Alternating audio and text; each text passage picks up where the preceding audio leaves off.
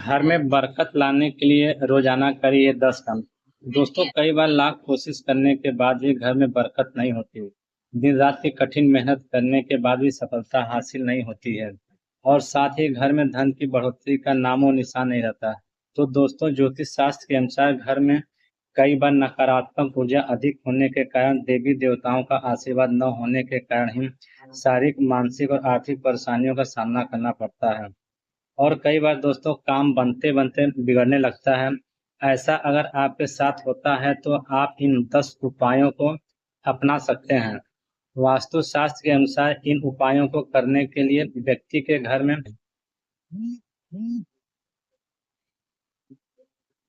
वो 10 काम कौन सा करना है। नंबर 1, क्या शुभ काम करने में कपूर का विशेष महत्व माना गया है।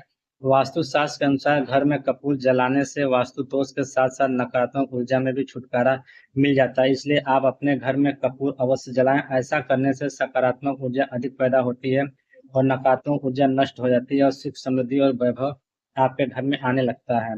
नंबर 2, शाम के समय पूजा करते समय सरसों के तेल का दीपक अवश्य जलाएं और उसमें 2 लौंग डालना और भी शुभ माना जाता है। अगर आप चाहें तो इस दीपक को अपने घर के मुख्य द्वार पर भी जला सकते हैं। ऐसा करने से सभी देवी देवताओं के साथ साथ आपके पितरों का भी आशीर्वाद आपको प्राप्त होता है और आपके घर में बरकत होती है। नंबर 3, भोजन की थाली का कभी भी अपमान नहीं करना चाहिए। भोजन की थाली को हमेशा चटाइयाँ, टेबल पर सम्मान के साथ रखना चाहिए। भोजन की थाली को कभी भी एक हाथ से नहीं पकड़ना चाहिए। ऐसा करने से खाना प्रेत योनि में चला जाता है। सबसे महत्वपूर्ण बात यह है कि खाना खाने के बाद थाली में कभी हाथ नहीं धोना चाहिए।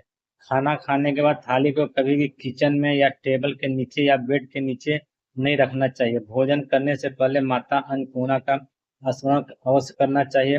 भोजन सदैव पूर्व और उत्तर दिशा की ओर मुंह कर करके खाना चाहिए, जिससे सकारात्मक ऊर्जा उत्पन्न होती है। नंबर 4, माता लक्ष्मी और कुबेर महाराज की असीम कृपा प्राप्त करने के लिए अपने पितरों या अपने तिजोरी या पर्स में पीतल या तांबे के 3 सिक्के रखें। ऐसा करने से हर प्रकार के परेशानियों से छुटकारा मिलता है। वास्तु शास्त्र में बताया गया है कि मछली की चांदी की प्रतिमा बनाकर घर में रखना बहुत ही शुभ माना जाता है।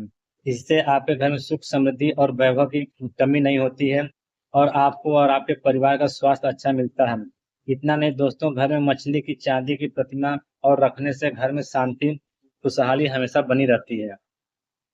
नंबर 5, कभी भी ब्रह्म मुहूर्त या संध्या काल में के समय झाड़ू नहीं लगाना चाहिए और झाड़ू को ऐसी जगह रखना चाहिए जहां आते जाते लोगों की नजर झाड़ू पर ना पड़े। और झाड़ू को अपने घर के बेड के नीचे भी नहीं रखना चाहिए। जिन घर में संध्या काल में के समय झाड़ू लगाया जाता है, उस घर में माँ लक्ष्मी कभी भी प्रवेश नहीं करती और साथ ही सभी देवी देवताएं नाराज हो जाते हैं। दोस्तों, अपने घर को साफ सुथरा और सुंदर बनाकर रखें। अपने घर के बाथरूम को कभी भी गीला नहीं रखना चाहिए। इससे आपकी आर्थिक परेशानियों का सामना करना पड़ता है और आप परेशान रहते हैं। नंबर 6, पीपल के पौधे में देवी देवताओं का वास होता है। पीपल के पौधों को सिर्फ शनिवार के दिन ही छूना चाहिए।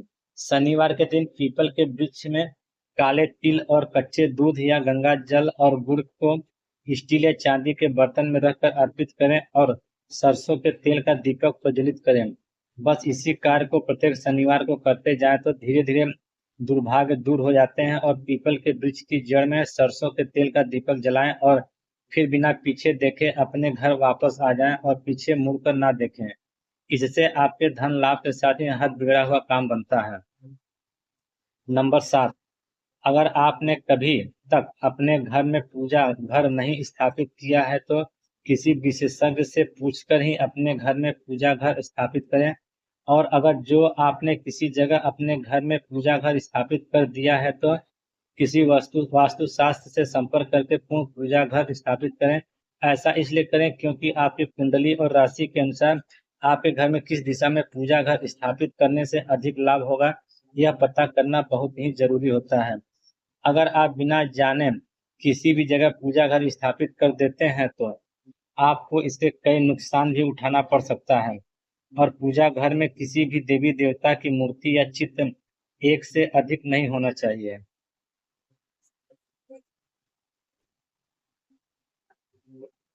एक से अधिक नहीं होना चाहिए। पूजा घर के अलावा और किसी भी जगह देवी देवताओं की मूर्ति या चित्र घर में अन्य किसी हिस्से में न रखें और न लगाएं। किसी भी देवी देवता की दो तस्वीरें ऐसे न लगाएं कि उनका मुंह आमने सामने ही हो। देवी देवताओं की तस्वीर कभी नेत्र कोण में न लगाएं, वरना कोर्ट कचहरी के मामलों में फंसने की पूरी आशंका होती है।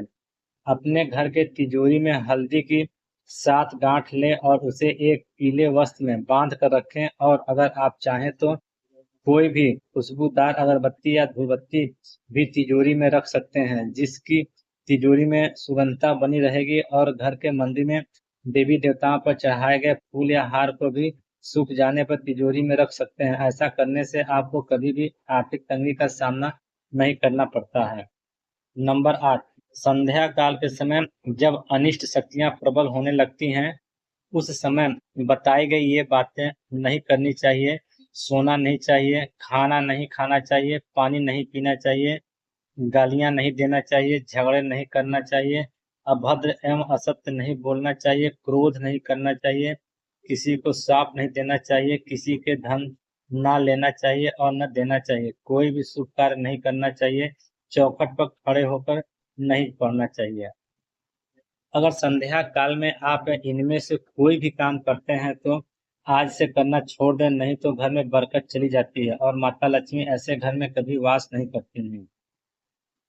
नंबर 8, घर में रखी हुई वस्तुओं को वास्तुशास्त्र के अनुसार घर में रखें और प्रतिदिन घर को साफ सुथरा और स्वच्छ करके देवी देवताओं और माँ लक्ष्मी की पूजा और अर्चना करें। घर के बाहर मुख्य द्वार पर स्वास्तिक का चिन्ह बनाएं और कुमकुम हल्दी डालकर उसके समक्ष दीपक जलाएं, और हर रोज सुबह और शाम कपूर भी जलाएं। ऐसा करने से आपके घर में माँ लक्ष्मी निवास करने लगेंगी और धन से जुड़ी हुई सारी समस्याओं का समाप्त हो जाएंगे। 10वां, दक्षिण दिशा में पैर करके न सोएं। जीन्स पैंट या शर्ट की जब फटी हो उसे उसे पेट या शर्ट का होना न पहने। बेचू या पैसे को पेट के पीछे जेब में न रखें। अधिक झूठ न बोलें, झूठ बोलते रहने से बरकत चली जाती है। वास्तुशास्त्र के अनुसार घर के ईशान कोण में कमल का चित्र बनाकर मंगल कलश स्थापित करने से घर में धन और वैभव प्राप्त होती है। सबसे पहले कलश लेना और उससे जल भरकर तांबे का सिक्का डाल देना चाहिए, और अधिक कलश के मुख पर आम के पत्ते रखकर उसके ऊपर नारियल रख दें। यह उपाय बहुत ही ज्यादा उपयोगी है। ऐसा करने वालों को कभी भी धन की कोई कमी नहीं होती है। तो दोस्तों, आज की वीडियो आपको कैसा लगा?